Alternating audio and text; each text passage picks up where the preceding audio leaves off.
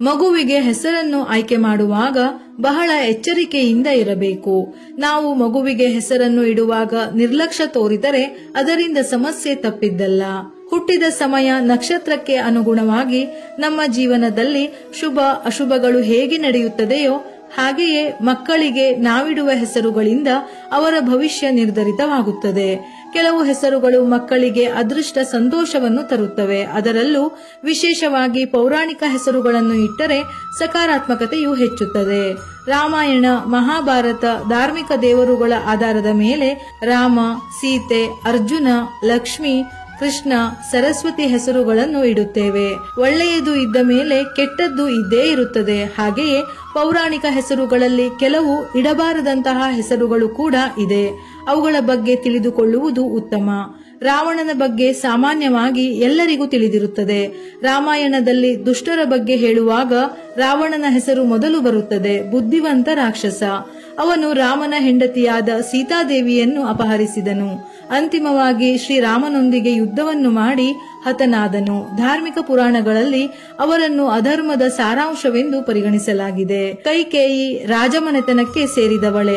ಆದರೆ ಸೇವಕಿಯ ಪಿತೂರಿ ಮೇರೆಗೆ ಅವಳು ತನ್ನ ಸ್ವಂತ ಕುಟುಂಬದಲ್ಲಿ ತಾರತಮ್ಯ ಮಾಡಲು ಆರಂಭಿಸಿದಳು. ಇದರಿಂದಾಗಿ ಅವಳ ಸಂಪೂರ್ಣ ಕುಟುಂಬ, ಕುಲವೇ ದುಃಖದಲ್ಲಿ ಮುಳುಗಿ ಹೋಯಿತು. ಅಂದಿನಿಂದ ಈ ಹೆಸರನ್ನು ಯಾರು ಕೂಡ ಇಡಲು ಇಷ್ಟಪಡುವುದಿಲ್ಲ. ಈ ಹೆಸರನ್ನು ಇಟ್ಟುಕೊಳ್ಳುವುದರಿಂದ ಜನರು ಕುಟುಂಬದಲ್ಲಿ ಅಪಘಾತದ ಭಯವನ್ನು ಅನುಭವಿಸುತ್ತಾರೆ. ಕಂಸನು ಶ್ರೀಕೃಷ್ಣನ ಅತ್ಯಂತ ಕ್ರೂರ ಮಾವ.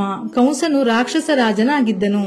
ಅಲೌಕಿಕ ಭವಿಷ್ಯವಾಣಿಯ ಪ್ರಕಾರ ಕಂಸ ತನ್ನ ಸ್ವಂತ ಸಹೋದರಿಯ 8 ಶಿಶುವನ್ನು ಕೊಲ್ಲುತ್ತಾನೆ.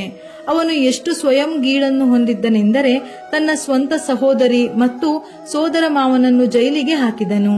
ನಂತರ ಅವನ ಮರಣಕಾಲ ಬಂದಾಗ ಶ್ರೀಕೃಷ್ಣನಿಂದಲೇ ಹತನಾಗುತ್ತಾನೆ.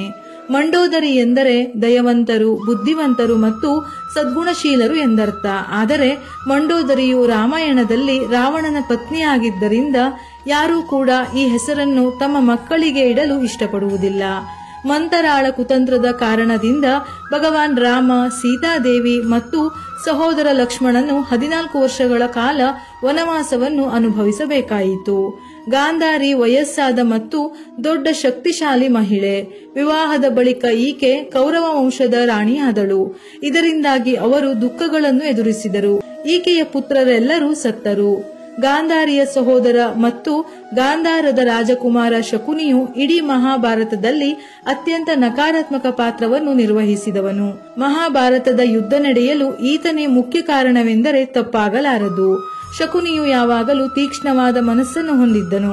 ಪಾಂಡವರ ವಿರುದ್ಧ ಕೌರವರನ್ನು ಯುದ್ಧಕ್ಕೆ ಪ್ರೇರೇಪಿಸುತ್ತಿದ್ದನು. ಗಾಂಧಾರಿಯ ಹಿರಿಯ ಮಗನೇ ದುರ್ಯೋಧನ. ದುರ್ಯೋಧನನು ಅತ್ಯಂತ ಸ್ವಯಂಗೀಳನ್ನು ಹೊಂದಿದ್ದನು.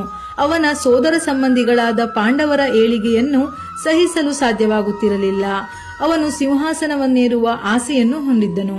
ಪಾಂಡವರನ್ನು ದೂಷಿಸಲು, ಅವರನ್ನು ರಾಜ್ಯದಿಂದ ಹೊರಹಾಕಲು ಎಷ್ಟು ಸಾಧ್ಯವೋ ಅಷ್ಟೂ ಪಿತೂರಿಗಳನ್ನು ಮಾಡಿದ್ದನು.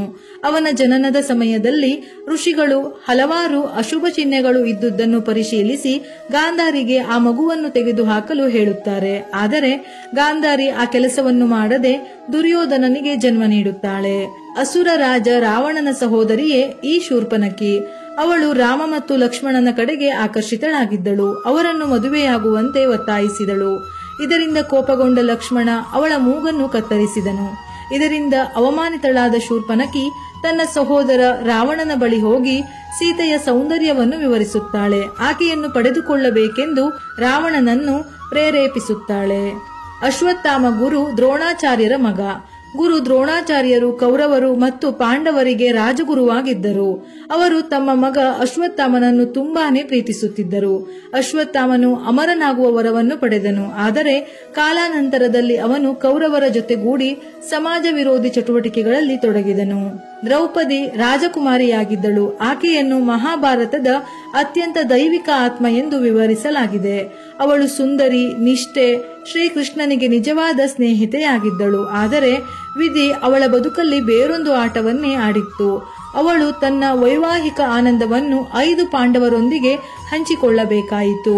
ಕೌರವರಿಂದ ತುಂಬಿದ ಸಭೆಯಲ್ಲಿ ಅವಮಾನಕ್ಕೊಳಗಾದಳು. ಎಲ್ಲಾ ಸಂಪತ್ತನ್ನು ಕಳೆದುಕೊಂಡು ಸಾಮಾನ್ಯಳಾಗಿ ಬದುಕುವಂತಾಯಿತು. ಸಾಮಾನ್ಯವಾಗಿ ಇಂಥ ಹೆಸರುಗಳನ್ನು ಇಡುವುದು ಶ್ರೇಯಸ್ಕರವಲ್ಲ. ಇದರಿಂದ ವ್ಯಕ್ತಿಯ ಕುಟುಂಬ ಏಳಿಗೆಯಾಗುವುದಿಲ್ಲ ಎಂದು ಹೇಳುತ್ತಾರೆ. ಹಾಗಾಗಿ ಮಕ್ಕಳಿಗೆ ಹೆಸರನ್ನು ಇಡುವ ಮೊದಲು 100 ಬಾರಿ ಯೋಚಿಸಿ ಹೆಸರಿನ ಅರ್ಥ ಪರಿಪೂರ್ಣವಾಗಿ ತಿಳಿದು ಒಳ್ಳೆಯ ಹೆಸರನ್ನು ಇಡಿ. ಇದರಿಂದ ಅವರ ಭವಿಷ್ಯ ಉಜ್ವಲವಾಗುತ್ತದೆ. ವಿಡಿಯೋ ಇಷ್ಟ ಆಗಿದ್ದಲ್ಲಿ ಮರೆಯದೆ ಲೈಕ್ ಮಾಡಿ, ನಮ್ಮ ಚಾನೆಲ್ ಅನ್ನು ಸಬ್ಸ್ಕ್ರೈಬ್ ಮಾಡಿ. ಇದೇ ರೀತಿಯ ಮನಮುಟ್ಟುವ ಉಪಯುಕ್ತ ಮಾಹಿತಿಗಳಿಗಾಗಿ ಮತ್ತೆ ಭೇಟಿಯಾಗೋಣ.